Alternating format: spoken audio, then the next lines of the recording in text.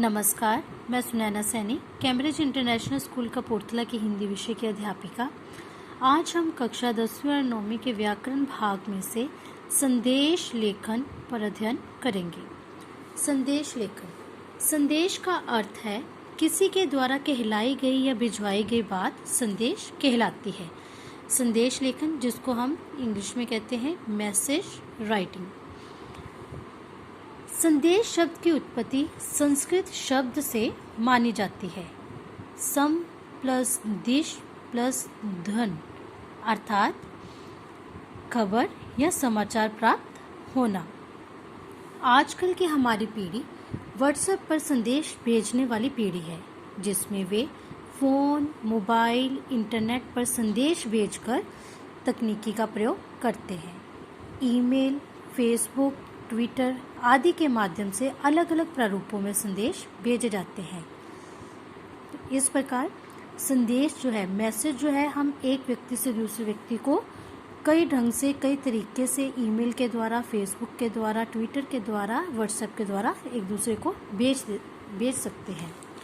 संदेश लेखन के बहुत से प्रकार होते हैं, जैसे पर्व, त्योहार, उत्सव और पर भेजे जाने वाले संदेश, शुभकामना संदेश, सामाजिक संदेश, व्यक्तिगत संदेश, मिश्रित संदेश। पर्व, त्योहार, उत्सव पर संदेश कि कोई भी अगर पर्व आ जाता है, जैसे होली, रक्षाबंधन, दीपावली, ईद, गुरपुर, तो उस पर हम जो एक दूसरे को संदेश भेजते हैं वो संदेश लेखन कहलाता है। इसी तरह मातृ दिवस, मदर्स डे, वुमेन्स डे, महिला दिवस, योग दिवस, डॉक्टर्स डे, या फिर किसी के जन्मदिन पर या नए वर्ष की शुभकामनाओं के लिए हम कई तरह के संदेश भेजते हैं। सामाजिक संदेश के अंतर्गत साक्षरता, स्वच्छता, खोया पाया जैसे संदेश होते हैं। खोया पाया जैसे कि अगर किसी की चीज़ गुम हो जाती है तो हम एक सार्वजनिक संदेश जो है लोगों तक पहुंचाते हैं कि उदाहरण के तौर पे कि किसी का पर्स गुम गया तो हम एक सार्वजनिक संदेश लोगों को लिखकर भेज देते हैं कि मुझे मॉडल टाउन के रास्ते पर, चौराहे पर एक पर्स मिला, उसमें अगर किसी का गुम गया है तो वो उसमें रखी हुई पैसों की संख्या बताकर वो दिए गए पते में आकर ले जा सकता है। इस तरह से कोई भी गुम गई चीज़ या कोई मिली है चीज़ तो उसके आधार पर एक सार्वजनिक संदेश लिखकर भेजा जा सकता है। व्यक्तिगत संदेश होता है वन टू वन संदेश, जो हम एक व्यक्ति से दूसरे व्यक्ति को भेजते हैं, जिसमें हम अनुपस्थित संदेश कि अगर हमने स्कूल नहीं जाना तो हम लीव फॉर्म जो है वो एज ए मैसेज जो एक दूसरे को हम सेंड करते हैं, वो हो गया व्यक्तिगत संदेश। परिजनों को बधाई कि अगर हमारे परिजन होते हैं, हमारे रिलेटिव्स, किसी की मैरिज एनिवर्सरी है या फिर किसी का जन्मदिन है तो उसके लिए जो हम बधाई संदेश देते हैं वो भी व्यक्तिगत संदेश में ही आता है। देर से आने का संदेश, जल्दी आने का संदेश, एक दिन पहले आना, कुछ ऐसी बातें वो भी व्यक्तिगत ही होंगी। अंत में है मिश्रित संदेश। मिश्रित संदेश इसमें कई तरह के हो सकते हैं, जैसे किसी बीमारी को लेकर, जैसे अब कोरोना कोविड-19 को लेकर संदेश जो है वो हमारे व्हाट्सएप पर, फेसबुक पर, ट्विटर पर, कई जगह पर हम देखते हैं। तो इस तरह के जो संदेश होते हैं वो मिश्रित संदेश कहलाते हैं। फिर देशभक्ति संदेश या फिर प्राकृतिक आपदा संदेश। प्राकृतिक आपदा होता है कि बाढ़ आना, भूचाल आना, किसी तरह की महामारी फैलना, तो ये है प्राकृतिक आपदा संदेश। अब हम पढ़ेंगे संदेश लेखन के आवश्यक बिंदु कि हमें संदेश लिखते समय किन बातों की तरफ ध्यान देना चाहिए। सबसे पहले है समस्त सूचना कि जो हमने संदेश लेखन के लिए जो सूचना है, समस्त सूचना को सीमा रेखा या बॉक्स में लिखी जानी चाहिए। कि जो सूचना है उसके लिए सबसे पहले हम एक बॉक्स बनाएंगे, एक डिब्बा सा बनाएंगे, उसके बीच में ही वो सूचना लिखी जाती है। उसके बाद दिनांक, समय तथा संबोधन लिखना आवश्यक है। नंबर 3, मध्य में संदेश लिखा जाता है, इसके बीच में सेंटर में इसके संदेश लिखा जाता है, जिसमें रचनात्मकता, सृजनात्मकता होनी चाहिए। रचनात्मकता यानी कि क्रिएटिविटी। नंबर 4 देखेंगे, संदेश के अंतर्गत विषय वस्तु में केवल महत्वपूर्ण बातों को लिखा जाना चाहिए। अनावश्यक बातों से हमें बचना चाहिए। जो महत्वपूर्ण बातें हैं सिर्फ वही लिखनी चाहिए। विषय संबद्ध वस्तु का वर्णन संक्षिप्त तथा भाषा में शिष्टता होनी चाहिए, कि जो विषय से संबंधित हमने जो वर्णन दिया है वो संक्षिप्त यानी कि छोटा हो और उसमें शिष्टता होनी चाहिए। अशिष्ट भाषा का प्रयोग जो है इसमें नहीं करना चाहिए।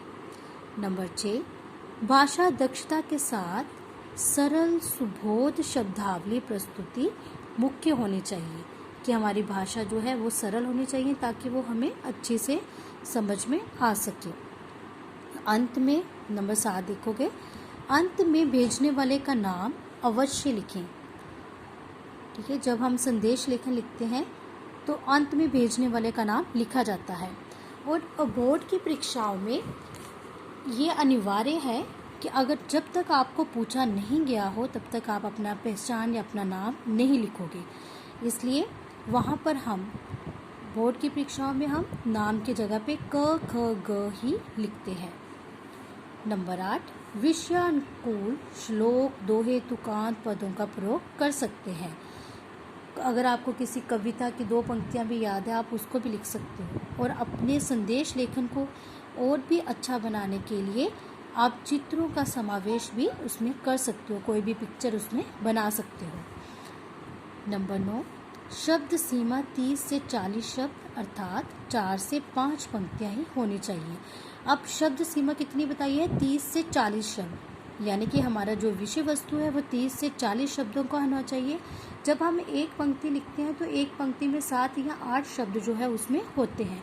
तो इसका अनुमान है कि हमने कितनी पंक्तियां लिखनी है? 4 से 5 पंक्तियां जो है हम संदेश लेखन के लिए लिखेंगे। तो ये था हमारा संदेश लेखन के आवश्यक बिंदु, यानी कि संदेश लेखन को लिखते समय में किन बातों का ध्यान रखना है। अब मैं आपको एक प्रारूप दिखा रही हूँ संदेश लेखन का। इसका एक फॉर्मेट है जिसमें सबसे पहले हम हेडिंग देंगे कि हमने किस विषय पर संदेश लिखना है। उसके बाद दिनांक, फिर समय, फिर संबोधन, कि जिसके लिए हम संबोधन होता है जैसे प्रिय, आदरणीय, मान्यवर आदि शब्दों का प्रयोग। विषय वस्तु, जो भी आपको संदेश लिखने के लिए दिया गया है उसको आपने 30 या 40 शब्दों में यहाँ पर विस्तार से उसको लिखना है। अंत में आप अपना नाम की जगह क ख ग शब्दों का प्रयोग करेंगे। उदाहरण के तौर पर एक हम संदेश लेखन देखेंगे। गणतंत्र दिवस पर आपको प्रश्न है, गणतंत्र दिवस पर देशवासियों के लिए शुभकामना संदेश लिखें। देखिए, सबसे पहले मैंने एक ये डिब्बा बनाया है, ये बॉक्स बनाया। अब सबसे ऊपर हमने संदेश लिखा, गणतंत्र दिवस हेतु शुभकामना संदेश। मुझे लगा कि हमने गणतंत्र दिवस पे लिखना है तो मैंने एक छोटा सा फ्लैग इस पे बना दिया। सबसे पहले मैंने इस पे दिनांक, उसके बाद समय, यहाँ पर हमने लिखा था ना यहाँ अभिवादन के लिए, संबोधन के लिए, तो यहाँ पे संबोधन के लिए मैंने लिख दिया प्रिय देशवासियों, क्योंकि यहाँ पे देशवासियों के लिए संदेश था इसलिए मैंने लिखा प्रिय देशवासियों। सभी देशवासियों को गणतंत्र दिवस की हार्दिक शुभकामनाएं। युवा भविष्य के निर्माता हैं, इसलिए इस अवसर पर हमें अपने प्यारे भारत देश के लिए कुछ करने का संकल्प लेना चाहिए। आज हम सभी अपने जीवन के हर कदम पर ईमानदारी और गरीबी की सेवा का संकल्प लेते हैं। नीचे अपना नाम की जगह मैंने लिखा क ख ग। इस तरह से ये देशवासियों के नाम गणतंत्र दिवस पर शुभकामना संदेश जो है वो लिखा जा सकता है। इसी तरह बहुत सारे उदाहरण होंगे, जैसे रक्षाबंधन पर अपने भाई बहन को शुभकामनाओं के लिए आप संदेश लिख सकते हो, या फिर व्हाट्सएप पर अपने मित्रों को कोई भी संदेश भेज सकते हो। कोरोना के रिगार्डिंग कोई भी संदेश हो सकता है। तो उम्मीद करती हूँ आपको ये समझ में आया होगा। धन्यवाद।